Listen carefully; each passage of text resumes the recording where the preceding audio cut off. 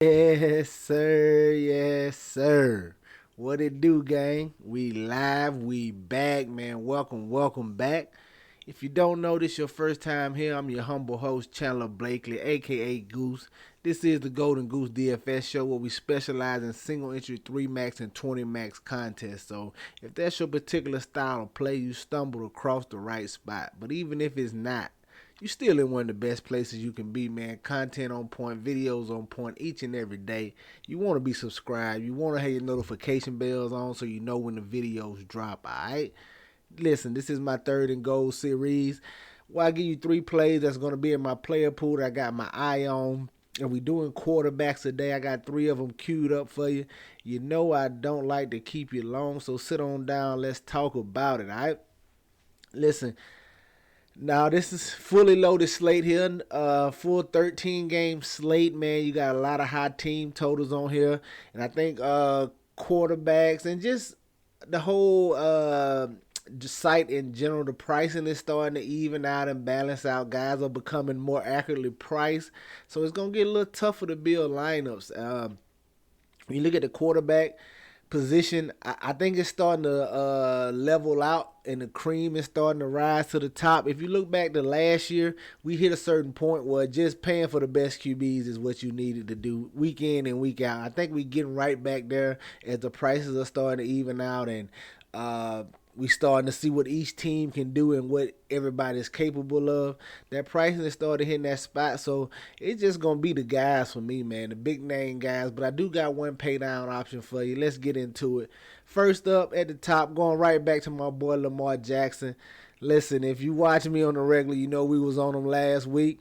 We had plenty of them. We going right back to the well with Lamar Jackson here in this spot against Arizona. Listen, the game against the Cardinals could look a lot like the game against Detroit. Now, we didn't expect that Detroit game to be a blowout, but you can kind of sense and feel a blowout here. But it is the NFL, man. You know, week in and week out, anything can happen if you've been watching. So, but we looking at heavy favorites here, one of the higher team totals on the slate. And then the offense is Lamar Jackson. If it is a blowout, he's going to have his hand in it. Once again, man, love getting to him right here. You know exactly who to pair him with. And the same thing like I told you last week. You can double stack him or you can skinny. Skinny stacking him would have been the way to go last week as Zay Flowers didn't really get there. A lot of ownership. If you had a skinny stacking with Mark Andrews would have been the best way to go with it. But like I said, man, I'm okay double stacking if you want to get here because he may not he may not rush one in this week. They may all come through the air. But if they hit that 26-point implied team total, you can bet your hand Lamar Jackson had a lot to do with it. Maybe Gus Edwards get a touchdown here and there on the goal line, but Lamar Jackson is the offense over here for these Baltimore Ravens in the expected blowout spot here against the Arizona Cardinals. Give me Lamar Jackson. The offense started to click last week. You can finally see what it looked like when the receivers are catching the ball. And I'm going to be going right back to Lamar Jackson here again at 8,100. You know who you can run them back with. Just go right back. I'll go right back to Marquise Brown if I even get a run back, though. This might be one. This is one of those spots you don't have to get a run back because this Baltimore defense is starting to play. It's starting to look good like what we used to. So Arizona might not even go in this thing. So if you don't want to go a run back, I'm perfectly fine with that as well. But if you want to go one, it's Marquise Brown for me. Right? Your next QB, we staying right in that top range. We going right, not too far up the road, man. Give me Jalen Hurts in Philly. Going right back to this stack. They playing against the Commanders here. Jalen Hurts got a little banged up last game, but still came in and finished out. I think he had a knee brace on there, but he still looked fine. They say he should be good to go. Going against the Commanders here in this spot. Only downside to this matchup is this in DC. If they was in Philly, they'll be a much bigger favorite, but still a big favorite here against the Commanders. I know the Commanders gave them a fight that first game, but this probably ain't gonna be that, man. I don't let that first game fool you. These Commanders, you saw how they looked against the Giants last week, man. I think Hurts and the boys can come in here and steamroll them. And if they do that, Hurts, you know, he's similar to Lamar, man. The offense run through him. They have a good run game in Swift, but Swift is not really getting the touchdowns because when they get on the goal line, it's usually Hurts with the brotherly shove in there. So give me Hurts right here. at 8,200, and you can just stack him with his boy AJ Brown in this spot. And then you can either go to Devontae Smith or Dallas Goedert. Depends on how chalky it is, what the ownership is looking like towards the end of the week with this. If it's very chalky, I go to Devontae Smith because I know people are less likely to go there. But if not a lot of people going to this Eagles stack, I go right back to Goddard. This will be my preferred stack right here in this matchup. Hurts, Brown, and Goddard, and just get to this passing attack and the rushing touchdowns with Hurts right here as well. Love getting to this stack.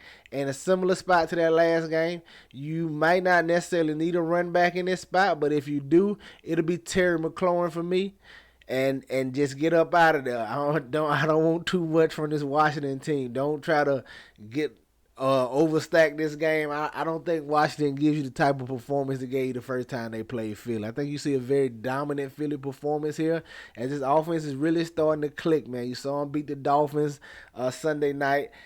I like getting to Hurts in this Eagle stack right here. Terry McLaurin will be my running back. Now, I probably do go run back with this one because Washington going to be able to move the ball somewhat, and McLaurin is going to get peppered with targets. So I probably do go run back here, but I'm perfectly fine if you don't want to go that route.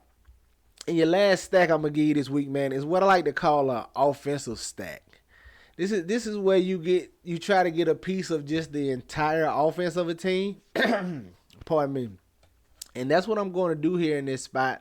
And I'm talking about going to the San Francisco 49ers against the Cincinnati Bengals. Give me Brock Purdy here at 5,600.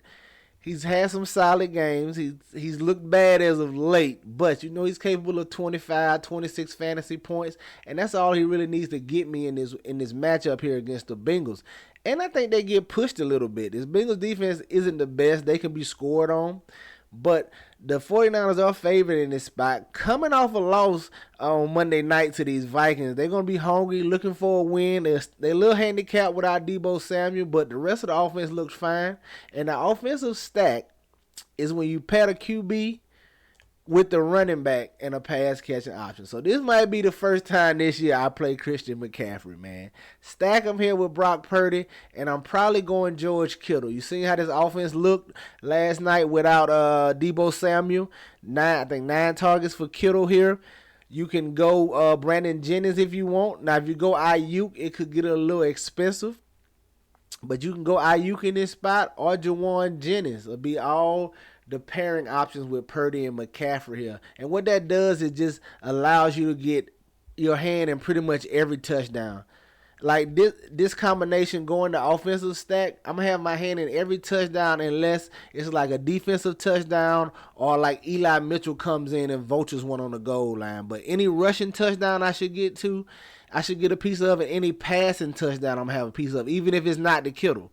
So I'm still going to get some of the points. I might not get max the points if you ain't got the right pass catcher. Like if he throws it to Jawan Jennings or Ayuk and you don't have him in your stack, you don't get the max points for it by getting the reception and the passing, but you still get a piece of it with the QB. This is what I like to call an offensive game stack, man. That's just my little name for it. But there you have it, man. Your 3 stacks this week. Brock Purdy, Jalen Hurts, Lamar Jackson. Listen, if you want complete access to my entire player pool, my live stream before lock, one-on-one help consultation with your lineups, man, the Patreon link is down below. Go on and subscribe to that thing and officially join the game. That's going to do it for us here today, man. Y'all know the motto. Chances make champions. Y'all green up. I'll catch y'all next time, all right? Let's get it.